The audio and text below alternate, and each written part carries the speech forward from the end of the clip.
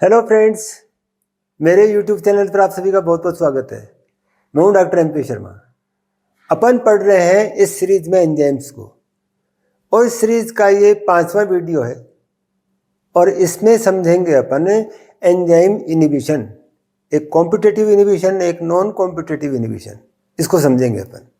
लेकिन वीडियो शुरू करने से पहले एक आवश्यक बात, यदि वीडियो आपको अच्छा लगे तो उसको लाइक करें, शेयर करें और चैनल को सब्सक्राइब करें, जिससे बाकी के वीडियो आपको जल्दी जल्दी मिलते रहें। तो चलिए शुरू करते हैं टॉपिक को। और पहले पढ़ते हैं अपन कॉम्पिटिटिव इनिबिशन। अपन जानते हैं एंजाइम में एक एक्टिव साइट होती है, और उस एक्टिव साइट के खास 3D स्ट्रक्चर होती है, और उस 3D स्ट्रक्चर में खास तरह के सबस्ट्रेट आके जुड़ते हैं। तो सबस्ट्रेट का 3D स्ट्रक्चर और इस एंजाइम की एक्टिव साइट का 3D स्ट्रक्चर दोनों कॉम्प्लीमेंट्री होते हैं, एक दूसरे के पूरक होते हैं, तभी वो जुड़ पाते हैं। और मान लो कोई एक कंपाउंड और है, उसका 3D स्ट्रक्चर भी सबस्ट्रेट की तरह का है, क्रियाधार की तरह का है, तो वो सबस्ट्रेट नहीं है इसका, लेकिन क्योंकि 3D स्ट्रक्चर उसका समान तरह का, इसलिए वो भी आके जुड़ जाता है। और वो आके जुड़ जाता है तो एंजाइम काम नहीं करेगा, एंजाइम बेकार हो गया। जब तक वो इनिबिटर जुड़ा रह गया तब तक ये एंजाइम काम नहीं करेगा। और कंपटीशन है किसके बीच में? ये जो समान 3D स्ट्रक्चर का केमिकल है जिसको अपन इनिबिट कर रहे हैं, इसके बीच में और सबस्ट्रेट के बीच में कंपटीशन है, और इसको अपन कॉम्पिटिटिव इनिबिशन कहते हैं। जैसे यहाँ बात करते हैं अपन, यहाँ पर P1 और P2 दो सबस्ट्रेट हैं, ये एंजाइम है, ये एंजाइम है, और ये यहाँ पर दोनों इस एक्टिव साइट पर आके जुड़ गए, और इनसे जुड़ने से इनके बीच में बॉन्ड बन गया, और बॉन्ड बनने के बाद में ये प्रोडक्ट अलग हो गया। ये क्रिया रिवर्सिबल है। अब की बार इधर से शुरू करें अपन, तो ये सबस्ट्रेट है, ये सबस्ट्रेट यहाँ के जुड़ा, ये दोनों अलग अलग हो गए और दोनों को अलग निकाल दिया।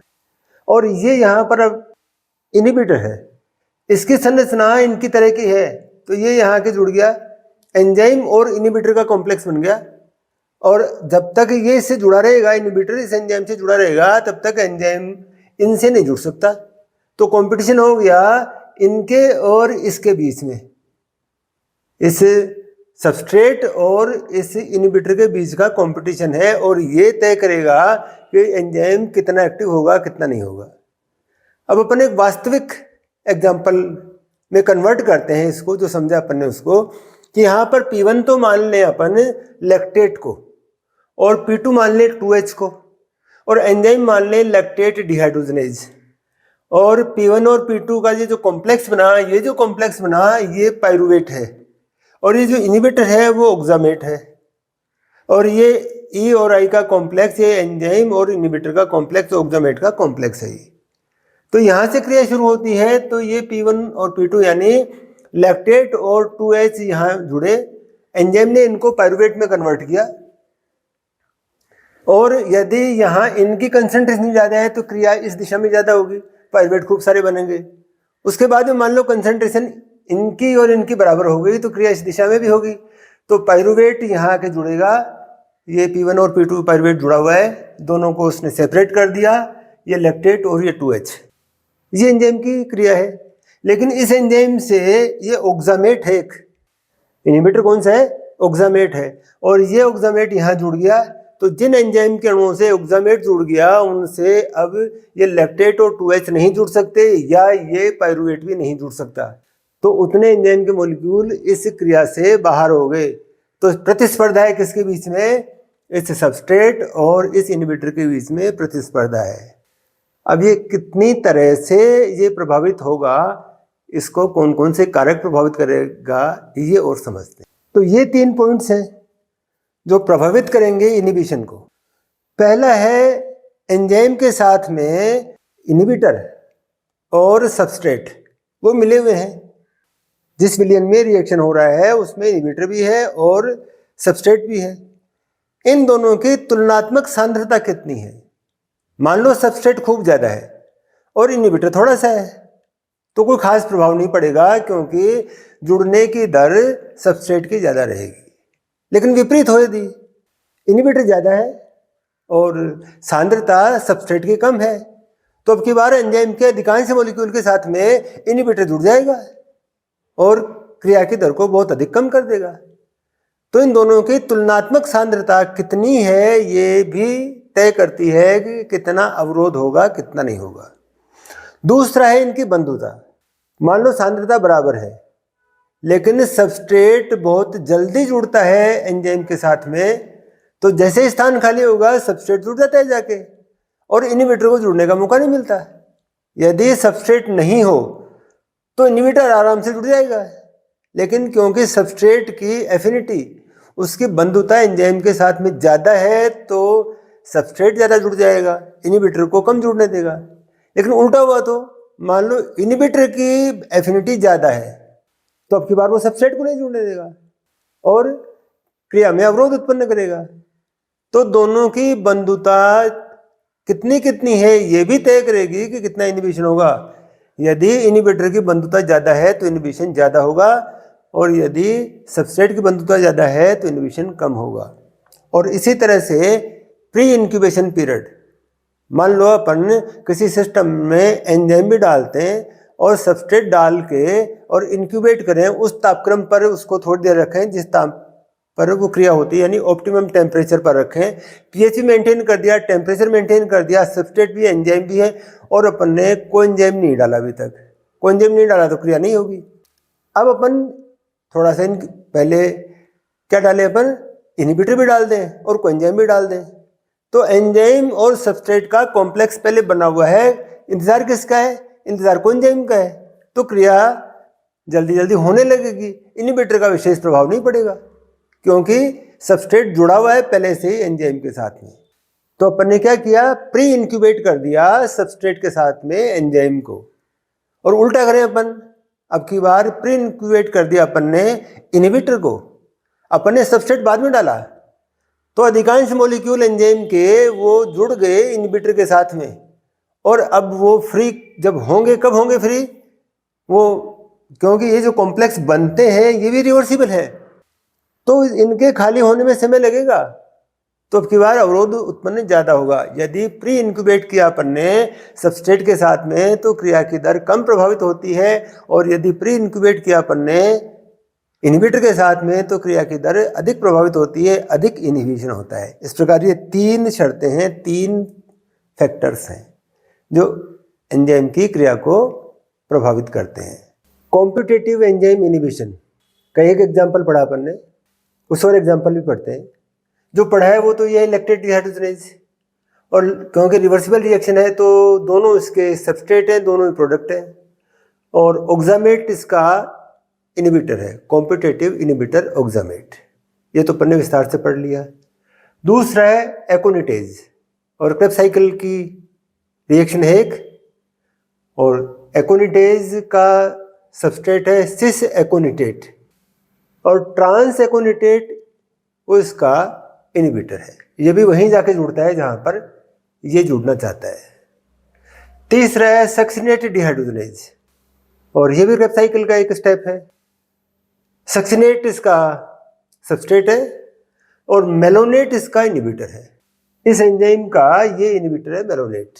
नेक्स्ट है HMG कोएंजाइम A रिडक्टेज, और सबस्ट्रेट इसका HMG कोएंजाइम A है, और ये फुल फॉर्म है इसकी 3 हाइड्रोक्सी 3 मिथाइल ग्लूटाराइल कोएंजाइम A।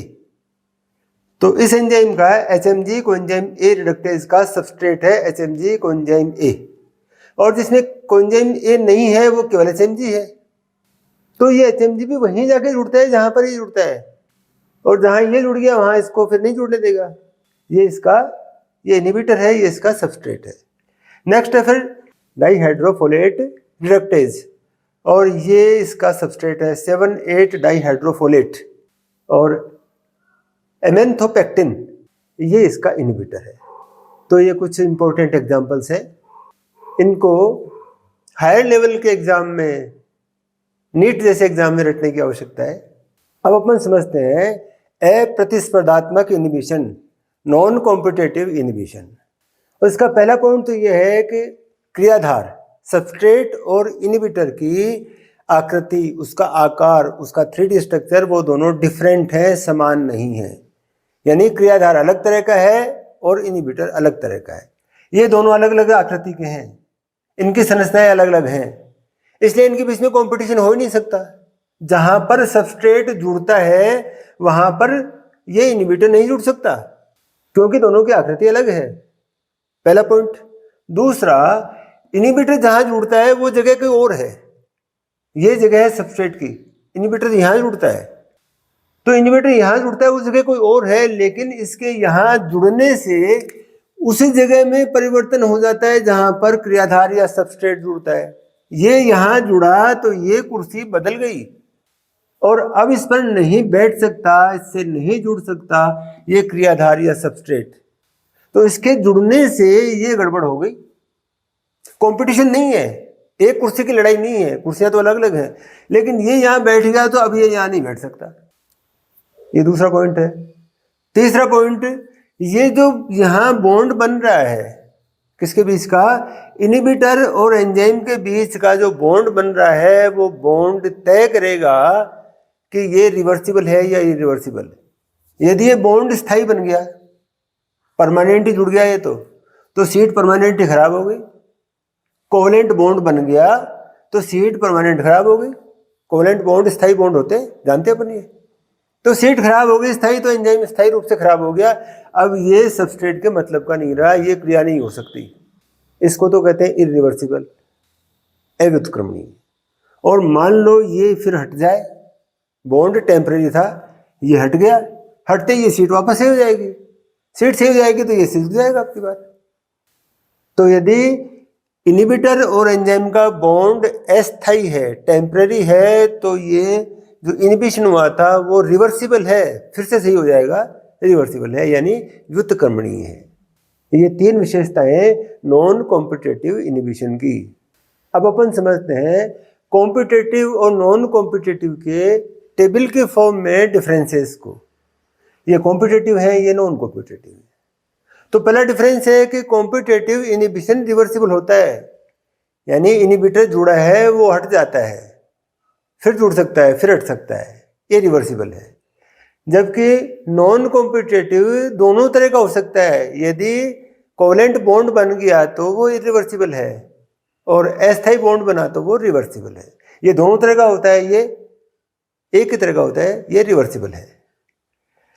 फिर क्रियाधार और इनहिबिटर के बीच में समानताएं हैं, उनकी आकृति, उनका 3D स्ट्रक्चर समान है, इसलिए दोनों एक ही जगह से जुड़ सकते हैं। और यहाँ पर दोनों की आकृति, दोनों की 3D संरचना अलग अलग होती है। फिर नेक्स्ट है कि इनहिबिटर उसी स्थान पर जुड़ता है कॉम्पिटिटिव में जिस स्थान पर सबस्ट्रेट जुड़ता है, क्रियाधार जुड़ता है, जबकि यहाँ पर इनहिबिटर के जुड़ने का स्थान अलग है और सबस्ट्रेट के जुड़ने का स्थान अलग है। नेक्स्ट है वी मैक्सिमम। अपन ने वेलोसिटी की बात की थी, अधिकतम दर, काम करने की अधिकतम दर, वो समान रहती है। इसमें कॉम्पिटिटिव इनहिबिशन में वी मैक्सिमम समान रहती है, जबकि वी मैक्सिमम वेलोसिटी कम हो जाती है नॉन कॉम्पिटिटिव इनहिबिशन में। अगला डिफरेंस है केम का, और केम है डिसोसिएशन कांस्टेंट। जो कॉम्प्लेक्स बनता है उसका डिसोसिएशन कांस्टेंट, और ये माइकलिस मेंटन ने प्रयोग में लिया था अपनी उन इक्वेशंस में जो एंजाइम की रेट ऑफ रिएक्शंस के लिए उन्होंने काम में ली थी। एक फेमस इक्वेशन है माइकलिस मेंटन की, एंजाइम काइनेटिक्स की इक्वेशन है वो। तो यहाँ पर ये बढ़ जाता है, केम बढ़ जाता है, यहाँ पर केम कम हो जाता है। हमें याद रखना है, यहाँ केम बढ़ता है, यहाँ केम कम होता है। दूसरा है एंजाइम और सबस्ट्रेट का कॉम्प्लेक्स बन गया, तो सीट एक ही है इसके पास में, एंजाइम के पास में, इसलिए इससे अब इनहिबिटर नहीं जुड़ सकता। एक बार ये कॉम्प्लेक्स बन गया तो इनहिबिटर नहीं जुड़ सकता, वेट करेगा खाली होने का। जबकि यहाँ पर एंजाइम और सबस्ट्रेट का जो कॉम्प्लेक्स बना है, इसमें एंजाइम के पास में दूसरी सीट और है, इनहिबिटर के जुड़ने के लिए सीट और है, इसलिए ये जुड़ सकता है। आवश्यक नहीं है जुड़े, लेकिन ये जुड़ सकता है। नेक्स्ट है इनहिबिटर द्वारा बंधुता कम होती है क्या? एंजाइम और सबस्ट्रेट की जो एफिनिटी है, बंधुता है, उसको ये इनहिबिटर कम कर देता है और यहाँ पर एफिनिटी पर कोई प्रभाव नहीं पड़ता। नेक्स्ट है एंजाइम और इनहिबिटर का जो कॉम्प्लेक्स बना, ये जो कॉम्प्लेक्स बना, अब इसके साथ में सबस्ट्रेट नहीं हो सकता, ये कॉम्प्लेक्स बना है इनहिबिटर और एंजाइम का, जबकि यहाँ पर ये कॉम्प्लेक्स भी हो सकता है और इस कॉम्प्लेक्स में सबस्ट्रेट भी शामिल हो सकता है। ये तीनों एक साथ हो सकते हैं। यहाँ पर जैसे ये दोनों एक साथ हैं, यहाँ सबस्ट्रेट नहीं है, यहाँ पर ये दोनों एक साथ हैं, इसमें सबस्ट्रेट नहीं है और इसमें सबस्ट्रेट भी है, दोनों तरह के कॉम्प्लेक्स बनते हैं। ये डिफरेंसेस कॉम्पिटिटिव और नॉन कॉम्पिटिटिव एंजाइम इनहिबिशन की। एंजाइम की बची हुई सारी बातों को इस 5th पार्ट में समराइज करने की प्लानिंग थी कि सारी चीज़ें यहाँ समझ लेंगे अपन, लेकिन ये वीडियो भी लंबा हो रहा है और जो बचा हुआ पार्ट है एक्टिवेशन एनर्जी का, जिसमें फिजिकल केमिस्ट्री भी शामिल है, जिसमें हम एनर्जी की बात करते हैं। हम ये बात सुनते हैं कि एंजाइम एक्टिवेशन एनर्जी को कम कर देता है। इसका क्या अर्थ है?